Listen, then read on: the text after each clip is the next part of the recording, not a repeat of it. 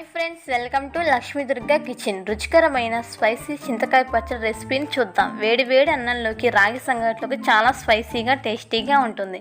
ఇంకా ఆలస్యం లేకుండా తయారు చేసే విధానం. ముందుగా మిక్సీ జార్ తీసుకొని 15 ఎండుమిర్చి వేసుకోండి. రుచికి సరిపడినంత కల్లుప్పు వేసుకోండి. మెత్తగా ఆడించుకోండి. చింతకాయ తొక్కు పెద్ద నిమ్మకాయ సైజ్ అంతా వేసుకోండి. వెల్లుల్లిపాయలు 10 రెమ్మలు వేసుకోండి. కట్ చేసుకున్న ఉల్లిపాయ 1 వేసుకోండి. సరిపడినన్ని వాటర్ వేసుకోండి.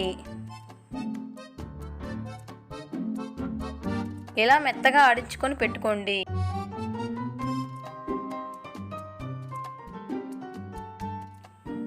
ముందుగా కడాయి పెట్టుకొని 2 గరిటెల ఆయిల్ వేసుకోండి. ఆయిల్ వేడయ్యాక పచ్చిశనగపప్పు 1 స్పూన్ వేసుకోండి.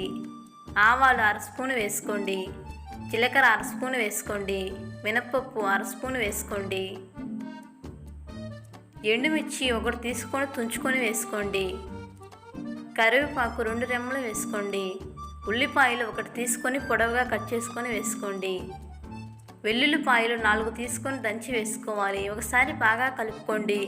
కొంచెం గోల్డెన్ కలర్ వచ్చేదాకా వేగనివ్వాలి.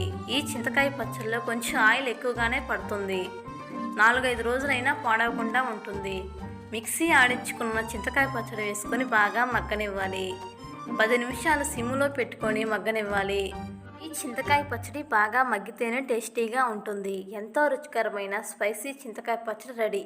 ఈ రెసిపీ మీకు నచ్చితే please subscribe to Lakshmi Durga kitchen channel. Please like and share అంటే కామెంట్, బెల్ ఐకాన్ని ప్రెస్ చేయండి. ఇలాంటి మంచి రెసిపీలతో మీ ముందుకు వస్తాను. మీ Lakshmi Durga. Thank you for watching.